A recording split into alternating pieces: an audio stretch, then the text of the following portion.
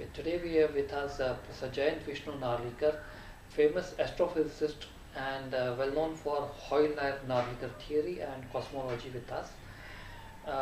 We are going to talk to him about, in general, about science and India and scientific temper. So, Professor Narlikar, uh, recently I came to know that the Constitution of India has an article called 51A, which describes the duties of Indian citizen. And one of the articles says that it is the duty of Indian citizen to develop scientific temper, humanism, and uh, reforms, etc., etc. So that means that our forefathers who wrote the constitution, they were visionary. But do you see this scientific temper today in Indian society? Uh, I am afraid not. For example, in discovery of India, Jawaharlal Nehru had expressed the hope that after we become economically and politically free, we will be able to think more rationally. Okay. Now that hasn't happened despite more than 6 decades of becoming free of the British domination. And as you very rightly said, the people who wrote the constitution, they had the vision to appreciate the scientific temper. But for whom the constitution was written, that is ourselves, we seem to be lacking in that vision. What do you mean by scientific temper actually? Well, I look at it in the following way that if you take any statement made about anything, do you accept it as it is given, or do you like to verify that it is in fact factually correct or based on real assumptions and not somebody's imagination being passed on. Okay. So important aspect is one should be able to verify. Yes. Verify by doing what? Doing experiment or something? Yes, or one can see the past events in which this situation has happened. Okay. So whether that can be used as a test. I can tell you an example like total solar eclipse. Okay. You were told in the past. That don't Rahu come and Ketus. Rahu and Ketu, these are demons eating the sun and the moon, and to be safe from them you don't come out of the house. Okay. Now astronomers have been trying to tell the general population that subject to some precautions they have to take for the fact that when you look at the sun for a long time, you can harm your eyes. But don't look at directly, yeah. Yeah, don't. I mean, if you want to look at them, you use some special filters. But apart from that, it's a phenomenon which is rarely seen, so we should take advantage of it. We should take advantage of it. But this is one astronomical event. Let's talk about our day-to-day lives, where we have some child is born in a house, or there are marriages. Yeah. So there, how does rationality, or how should rationality play part? Well, nowadays you will find that a number of marriages are fixed by looking at horoscope. And the matching of them, so-called matching that.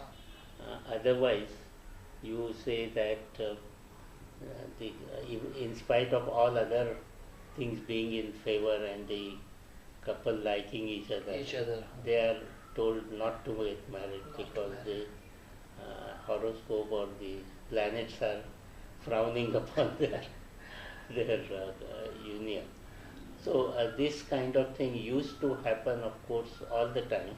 Okay. But my feeling is that in our generation, it happened less than it is happening now. It is dangerous. So it is actually, scientific temper is now reducing. That's what you are saying? Yeah, in this respect at least, I think people are becoming more superstitious Oh. than before. Uh, so again, I would like to come back to what is scientific temper. First thing is that we should observe something and test it. So how does one observe and how does one test? Well, if somebody is telling you that Saturn is sort of hostile to you, you should go and ask how and prove it Mhm. and give some evidence. And you, there is enough evidence now collected by scientists Mhm. to show that planets don't have any influence on our lives. Okay. So, depending on what type of influence you are claiming, Mhm. one can certainly find evidence to counter it. Now I just want to compare observation of apple falling on Newton's head.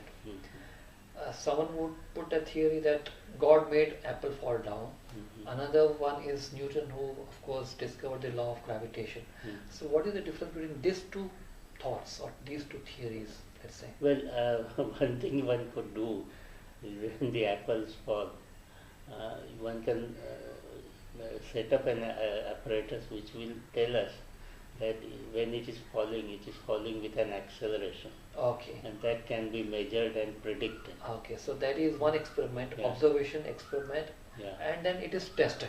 yeah. So you are able to make a claim that this is what's going to happen. So if the apple is at a given height, and you cut the connection with the tree, the apple will fall. You have a stopwatch ready, Yes. and you count how many seconds before it hit the ground. Now this can be predicted by Newton's law. Correct. See. Yeah. And if you find that, that is a verification of a statement. Correct. But in case of God, for example, God cannot be tested, and therefore it is not scientific. Is that what you're saying? No, I'm saying that this alternative hypothesis, where you say God is making the apple fall, you can ask, can you tell how it is going to fall, at what speed and so on. If there is this alternative way of telling us how, then we can compare it with the scientific way, and I'm sure we will find That scientific is more valid. Right. But when Newton developed this theory of gravitation, how did he develop? I mean, and what must have gone into his mind? Or other way is that when you developed a theory of steady state model, what went into your mind? How an idea is struck? Well, I would like to certainly take up your example of Newton, that simply seeing the apple fall, he could not have gotten inverse square law. Correct. What really helped him derive that law was the observations of Kepler, who had found that the planets move around the sun in specified trajectories at specified rates of travel. So the very details were worked out by Kepler by observations of Tycho Brahe, who had collected the data.